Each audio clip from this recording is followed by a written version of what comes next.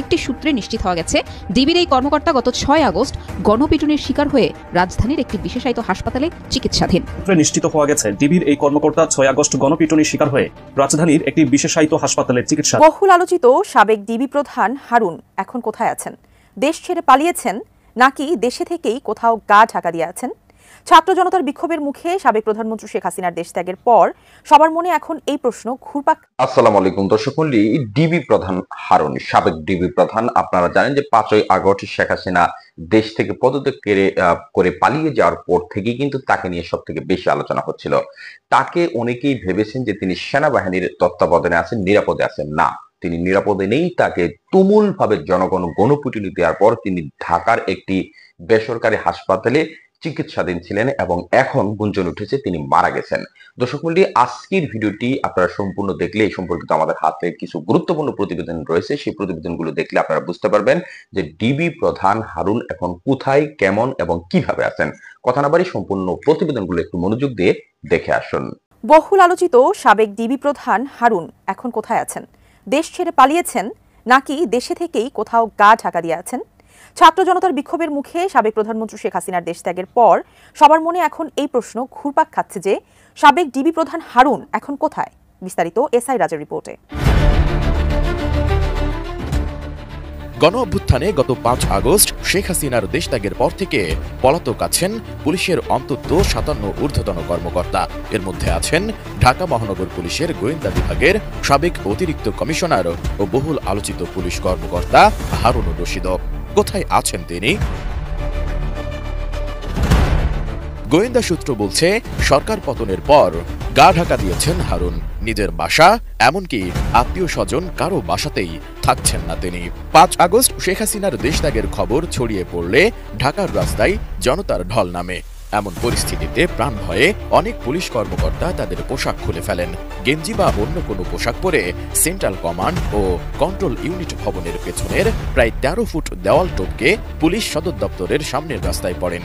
ঠিক একই কায়দায় দেওয়াল টপকাতে গিয়ে পায়ে ও শরীরের নিচের অংশে ব্যাপক আঘাত পান সাবেক ডিবি প্রধান হারুনুর রশিদ। পরে সেখান থেকে তিনি আইজিপির সাথে চলে যান পুলিশ সদর দপ্তরে। ওই দিন সকালে পরিস্থিতি বুঝে পুলিশ সদর দপ্তর লাগোয়া ঢাকা দক্ষিণ সিটি কর্পোরেশনের দেওয়াল টপকে কোনো রকমে প্রাণে বেঁচে ফেরেন হারুন। রাতে তিনি কোথায় ছিলেন সে বিষয়ে নিশ্চিত করে কিছু জানা যায়নি। তবে পুলিশের একটি সূত্র বলছে, তিনি কূটনৈতিক এলাকায় একটি দূতাবাসে আশ্রয় নিয়েছিলেন। এদিকে ২০০৬ সালে ডিভি লটারিতে আমেরিকার ভিসা পান হারুনের স্ত্রী। বৈধ ভিসা থাকায় সেই সূত্রে আমেরিকা পালানোর চেষ্টা করেন তিনি।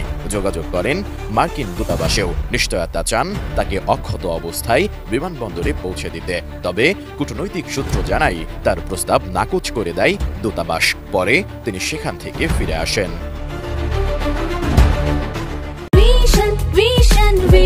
100% কপার কন্ডেন্সারে তৈরি ভিশন ফ্রিজ, তাই গুণে মানে অটুট থাকে বছরের পর বছর। এরপর বিকেলে কাউন্টার টেরোরিজম ইউনিট সোয়াটের একটি গাড়ি তাকে মিরপুরের দিকে একটি জায়গায় দিয়ে আসে। সেখানে কিছু ব্যক্তির সাথে আলাপ করে বিমানবন্দর দিয়ে পালানোর চেষ্টা করেন হারুন।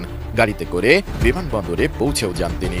তবে বিমানবন্দরের টার্মিনালে প্রবেশের আগেই জনতা তাকে দেখে ফেললে তিনি গণপিটুনির শিকার হন। গুরুতর আহত অবস্থায় তাকে সেখান থেকে নিয়ে যাওয়া হয় রাজধানীর একটি বিশেষায়িত হাসপাতালে। সবশেষ খবর পাওয়া পর্যন্ত হারুন সেখানেই চিকিৎসাধীন অবস্থায় আছেন। এর আগে হারুনের নির্দেশে আন্দোলন দমাতে গত জুলাই মাসের শেষ সপ্তাহে ডিবি কার্যালয়ে তুলে নিয়ে যাওয়া হয় বৈষম্য বিরোধী ছাত্র আন্দোলনের ৬ সমন্বয়ককে। পরে সমন্বয়কদের সাথে এক টেবিলে বসে খাবার ছবি ও তাদের দিয়ে আন্দোলন প্রত্যাহারের বিবৃতি দেওয়ার ভিডিও প্রকাশ করেন আলোচিত এই সাবেক ডিবি প্রধান। সে সময় হারুনের এমন কর্মকাণ্ডকে জাতির সঙ্গে মশকরা বলেও মন্তব্য করেন উচ্চ আদালত। হাইকোর্টের এমন মন্তব্যের পরেও ওই ৬ সমন্বয়ককে বেআইনিভাবে আটকে রাখা হয় প্রায় ১ সপ্তাহ। এর মাঝেই তার একটি আপত্তিকর ভিডিও ছড়িয়ে পড়ে সামাজিক যোগাযোগ মাধ্যমে। পরে ১ আগস্ট তাকে গোয়েন্দা শাখার দায়িত্ব থেকে সরিয়ে ডিএমপির ক্রাইম অ্যান্ড অপারেশনস শাখায় পদায়ন করা হয়। নতুন অফিসে সবশেষ ২ আগস্ট দায়িত্ব পালন করেছিলেন হারুন। এরপর থেকেই তার খোঁজ পাওয়া যাচ্ছে না। দেশ ছেড়েছেন নাকি কোথাও আত্মগোপনে আছেন? শেখ হাসিনা দেশ ছাড়ার পর চায়ের দোকান থেকে শোয়ার ঘর কিংবা অফিস পাড়া থেকে সবখানে এখন একটাই প্রশ্ন, কোথায় ডিবি হারুন? নানান রকম বিতর্কিত কর্মকাণ্ডের কারণে বাংলাদেশ পুলিশ বাহিনীতে ব্যাপক আলোচিত ছিলেন অতিরিক্ত কমিশনার হারুনুর রশিদ। ঢাকা মহানগর পুলিশের গোয়েন্দা বিভাগের প্রধান থাকায় তিনি ডিবি হারুন নামেই পরিচিত ছিলেন। ছাত্র জনতার ব্যাপক বিক্ষোভের মুখে গত 5 আগস্ট পদত্যাগ করে দেশ ছাড়তে বাধ্য হন শেখ হাসিনা। তার দেশ ত্যাগের পর পলাতক আছেন পুলিশের অন্তত 57 জন ঊর্ধ্বতন কর্মকর্তা, এর মধ্যে আছেন হারুনুর রশিদও। হারুনের পরিবারের সদস্য, পুলিশের সহকর্মী ও গোয়েন্দা সূত্রে জানা গেছে তিনি নিজের বাসা এমনকি আত্মীয় স্বজন কারো বাসাতেই থাকছেন না, তিনি গা ঢাকা দিয়ে দেশেই আছেন। তবে আরেকটি সূত্রে নিশ্চিত হওয়া গেছে ডিবির এই কর্মকর্তা গত 6 আগস্ট গণপিটুনির শিকার হয়ে রাজধানীর একটি বিশেষায়িত হাসপাতালে চিকিৎসাধীন। ডিবি হারুনকে নিয়ে জনমনে আরও একটি প্রশ্ন উকি দিচ্ছে। 5 আগস্টের শেষ কয়েক ঘন্টা কেমন ছিল তার, কি করেছিলেন তিনি? বেশ কয়েকটি নির্ভরযোগ্য সূত্র থেকে জানা গেছে, দর্শক মণ্ডলী, আপনারা এতক্ষণ ধরে কিন্তু গুরুত্বপূর্ণ কয়েকটি প্রতিবেদন দেখে এসেছেন। সেই প্রতিবেদনগুলো দেখে থাকলে কিন্তু আপনাদের মাঝে একটা বিষয় পরিষ্কার হয়ে যাওয়ার কথা, ডিবি হারুনের কিছু অপকর্ম, অর্থাৎ তিনি যে অপকর্মগুলো করেছেন সেগুলো কিন্তু অনেক বৃহৎ। অর্থাৎ আজকে বাংলা ভিশন একটি ভিডিও ক্লিপ প্রকাশ করেছে, সেখানে ছাত্রদের উপর, সাধারণ জনতার উপর কিভাবে আক্রমণ করা যায় সেই প্ল্যানের একটা ভিডিও তিনি প্রকাশ করেছেন বাংলা ভিশনে। এবং বাংলা ভিশনে যে ভিডিওটি প্রকাশ করা হয়েছে সেখানে ডিবি প্রধান হারুন স্পষ্ট বলতেছেন যে কোনোভাবেই অফিসাররা যখন তাকে বলতেছে যে ছাত্র জনতার উপর কোনোভাবে অ্যাটাকে যাওয়া যাচ্ছে না, চিপাগুলি, যাত্রাবাড়ির ঘটনা, তখন ডিবি প্রধান হারুন বলতেছে ছাদের উপর থেকে গুলি চালাও। চিন্তা করে দেখুন যে এই সেই ডিবি হারুন যে তার পাপের বোঝা এতটাই ভারী, তাকে গণপিটুনি দিয়েছে যে এখনো জীবিত আছে, সেটাই অনেক বড় কথা। যদিও এখন পর্যন্ত তাকে নিয়ে অনেক প্রশ্ন রয়েছে, তিনি কোথায় আছেন, কিভাবে আছেন, সেই সম্পর্কিত তথ্যগুলো কিন্তু আপনারা ভিডিওটি সম্পূর্ণ দেখলে এতক্ষণ বুঝে যাওয়ার কথা। তার অবস্থা খুব বেশি ভালো নয়, আশঙ্কাজনক। এবং অনেকেই ধারণা করতেছিলেন যে সেনা তত্ত্বাবধানে তিনি রয়েছেন, না, তিনি কিন্তু 5ই আগস্টই গণপিটুনি খেয়েছেন এবং তারপর রাজধানীর একটা বিশেষায়িত হাসপাতালে তাকে ভর্তি করে রাখা হয়েছে। এবং তার অবস্থা খুব একটা যে ভালো তা নয়, সংকটাপন্ন এবং মৃত্যুর গুঞ্জনও কিন্তু উঠেছে।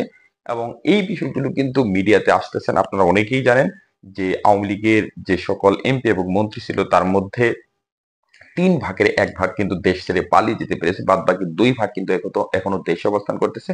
এবং অনেকেই ধারণা করতেছেন যে তারা ক্যান্টনমেন্টের সেনা আশ্রয়ে রয়েছেন। এই ধরনের তথ্য কিন্তু সাবেক যারা সেনা কর্মকর্তা তারা বলেছেন এবং তারা কিন্তু তাদেরকে আইনের হাতে সুপর্দ করার কথা বলতেছেন।